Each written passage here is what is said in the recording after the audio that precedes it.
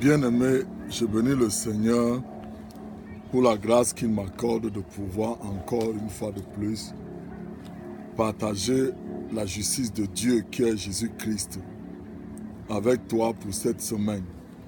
Je vais te lire un verset dans la Bible et je vais parler de ce verset avec toi pour que tu puisses savoir que cette semaine qui commence, il y a des choses que tu dois faire. Les choses que tu dois faire, c'est être calme. Ne pas laisser ton cœur se troubler. Et Dieu va faire le reste. La parole de Dieu dit ici dans Ésaïe 30, verset 15. Car ainsi a parlé le Seigneur, l'Éternel, le Saint d'Israël. C'est dans la tranquillité et le repos que sera votre salut. C'est dans le calme et la confiance que sera votre force. Mais si tu continues à lire en bas, tu vas voir que Dieu a dit qu'ils n'ont pas voulu. Et ils n'ont pas voulu. Ils ont commencé à se débrouiller eux-mêmes. Ils ont commencé à concevoir les choses eux-mêmes. Et la fin de ces choses-là a apporté la perdition, le malheur, les morts dans le camp, ainsi de suite. Alors que Dieu a dit, c'est dans la tranquillité et dans le calme que sera votre salut. Pourquoi dans la tranquillité et pourquoi dans le repos?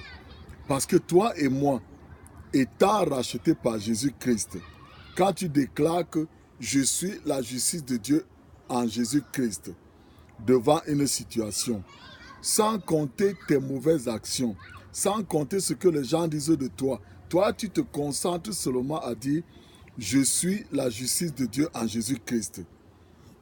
Jésus-Christ qui t'a racheté, qui sait que tu es faible, de toi-même tu ne peux pas régler le problème qui est devant toi. Maintenant, les anges de Dieu sont libérés par la parole que tu as sortie de ta bouche.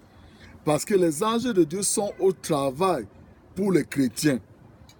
Mais quand tu ne connais pas que tu es juste quand tu es chrétien, que tu dois encore chercher, quand il y a une situation, tu dois encore chercher à aller demander, confesser tes péchés avant de demander à Dieu ce que Dieu va faire pour toi. Tu continues à vivre sous la vie d'Adam. Parce que je vais te dire quelque chose qui est très important, que parfois nous ne remarquons pas. Adam a été vendu au péché. Adam a accepté que le diable soit son maître. Voilà pourquoi Adam, il va devenir la poussière. Et le serpent a reçu les instructions de Dieu que tu vas manger la poussière. Alors, qu'est-ce que tu crois que le diable va faire de toi? Il va te donner des idées pour te détruire. Il va te donner des idées pour haïr les gens. Il va te donner des idées pour aller faire des choses pour détruire ton corps. Mais quand tu sais que tu es chrétien, tu déclares tous les jours, je suis la justice de Dieu en Jésus-Christ. Je suis la justice de Dieu en Jésus-Christ. Seigneur, je te remercie parce que cette situation au-devant de moi, je ne peux pas régler cette situation. Mais toi, tu as réglé déjà cette situation. Alors je reçois la victoire que tu as remportée sur cette situation maintenant. Et je te remercie. Quand tu dis ça, frère, va dormir. Dieu va faire le reste. Mais si tu es là, tu commences à te demander, oh, qu'est-ce que tu vas faire? Oh, qu'est-ce que tu vas faire? Voilà la semaine qui a commencé. Dieu est déjà devant toi. Parce que Jésus-Christ est au début et à la fin. Il est au commencement, il est à la fin. Il est présent, il est dans le futur. Il a nettoyé ton passé avec son sang. Et maintenant, il te demande de vivre aujourd'hui. Un seul jour suffit. Aujourd'hui suffit.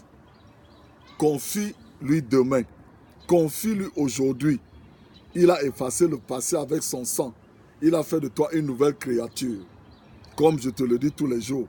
Dans 2 Corinthiens 5, versets 17 à 21. Je te le dis tout le temps parce que je veux que tu lises ce verset. Je veux que tu comprennes que Jésus-Christ est devenu esprit et il habite en toi. Alors que Adam est chair. Adam est les choses temporaires. Il est soumis au diable. Mais Jésus-Christ a remporté la victoire sur le diable. Et cette victoire ne peut que se manifester dans ta vie quand tu déclares ce que Jésus-Christ a fait pour toi, devant les situations que tu as devant toi, devant les problèmes que tu rencontres. Tu vois, la parole de Dieu dit que quand tu es chrétien, tu vas vivre les persécutions.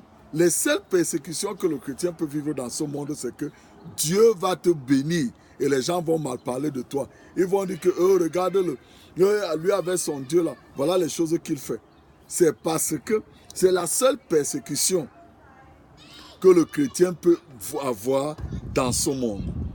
Alors cette semaine, je ne sais pas ce que c'est que tu as devant toi, mais je sais que Dieu est allé devant toi. Jésus est allé devant toi, préparer des bonnes choses. Confie-toi à lui.